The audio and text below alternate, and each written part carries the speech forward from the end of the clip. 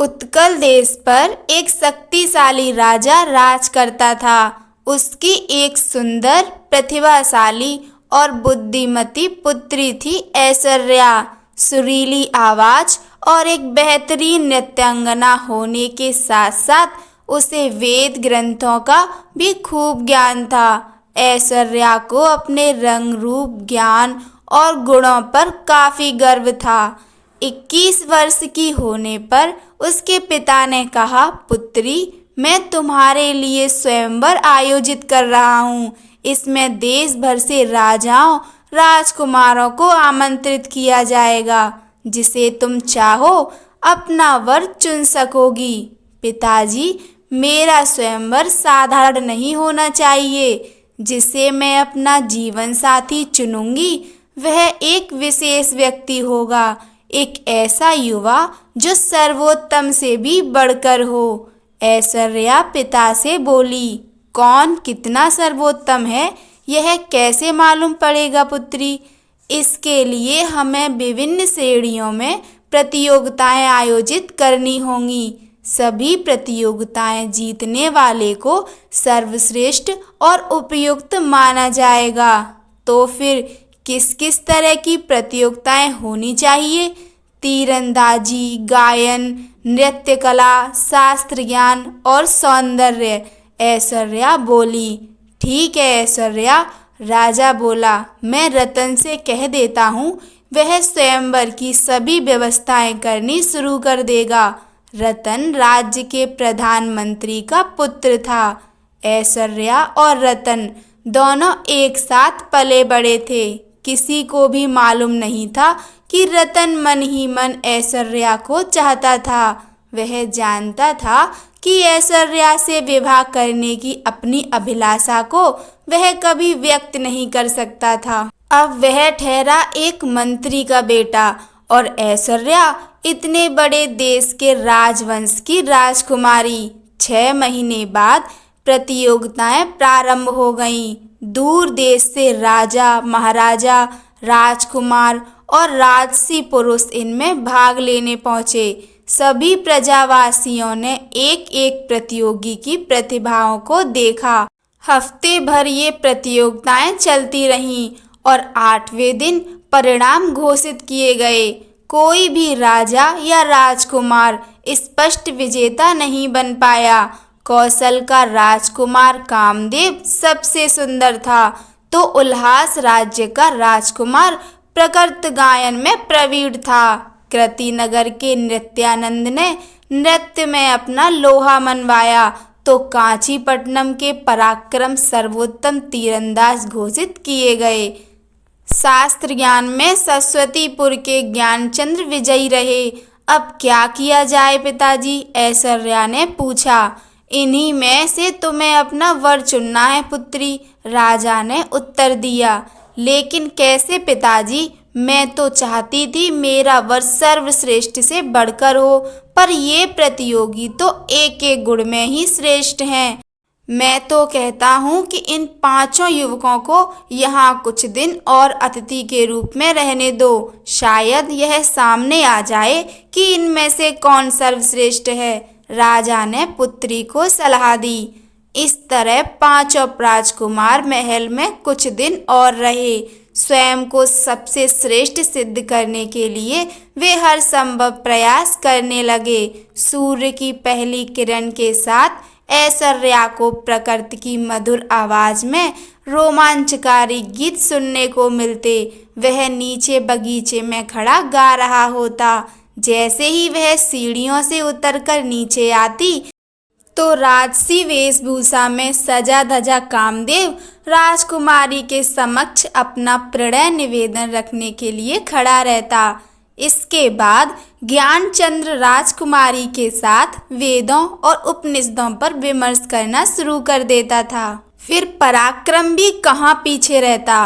वह भी राजकुमारी को अपनी धनुर्विद्या का प्रदर्शन दिखाता। शाम के समय जब वह अपने कक्ष में आराम कर रही होती तो नृत्यानंद उसे नृत्य कक्ष में अपना शास्त्रीय नृत्य दिखाने के लिए बुला लेता। जैसे जैसे ऐश्वर्या उनके साथ समय बिता रही थी, वैसे वैसे उसकी उलझन बढ़ती जा रही थी। किससे विवाह करे, इस प्रश्न का उत्तर तलाश पाना स्वयं उसके लिए कठिन हो गया। यह दुविधा उसने रतन को बताई। इसमें मैं आपकी कोई सहायता नहीं कर सकता राजकुमारी ऐश्वर्या, ये निर्णय आपका है और आपको ही लेना है। रतन विनम्रता पूर्वक बोला, क्या मतलब है तुम्हारा? मैं क्या चाहती हूँ मुझे नहीं पता। अपना सिर झुकाकर रतन बोला, विवाह के लिए आप किसी व्यक्ति को तलाश रही हैं या किसी गुण विशेष को?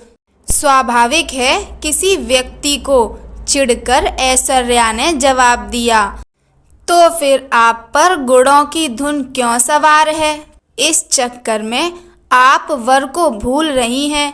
सुंदर युवा, उत्कृष्ट नर्तक, कुशल धनुर्धर, प्रतिभाशाली गायक और शास्त्र ज्ञाता होने से पहले वे कैसे व्यक्ति हैं, क्या आपने यह जानने का प्रयास किया?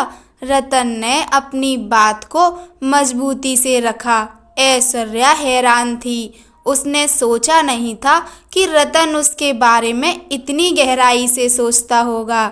इससे पहले वह कुछ कहती, रतन चला गया। रतन के कहे शब्द रात भर राजकुमारी के दिमाग में गूंजते रहे। अगले दिन मौसम बहुत सुहावना था।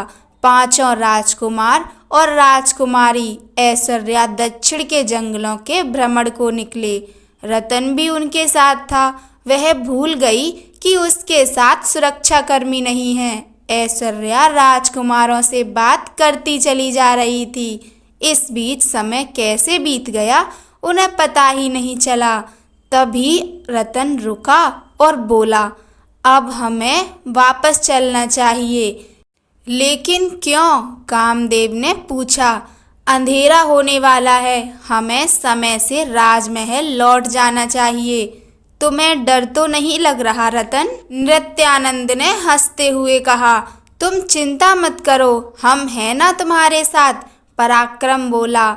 हाँ हाँ, हम हैं ना साथ में। ज्ञानचंद्र ने भी अपनी बात जोड़ी। उन्हें अनदेखा करते हुए रतन बोला, ऐश्वर्या, महल से निकले 3 घंटे से अधिक समय हो चुका है। महाराज चिंता कर रहे होंगे। जंगल के इस इलाके में बाघ हैं। हमारे पास शस्त्र भी नहीं है। आओ वापस चलें। रतन के निवेदन को अनसुना करते हुए ऐश्वर्या चलती रही।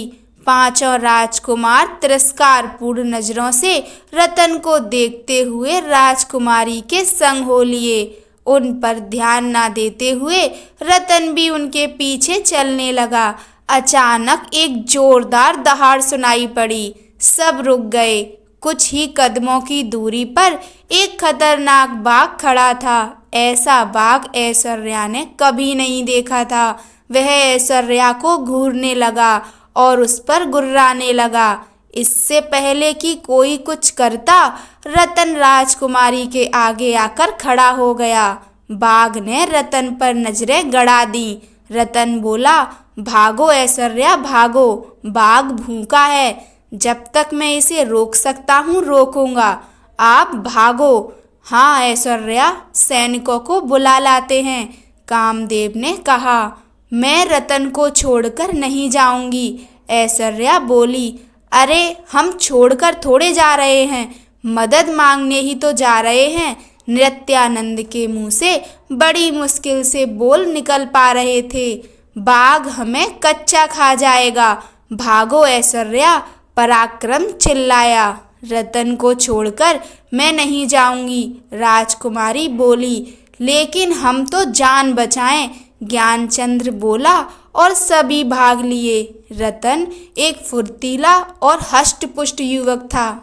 जैसे ही बाघ रतन की ओर बढ़ा, रतन बाघ की पीठ पर झपट पड़ा।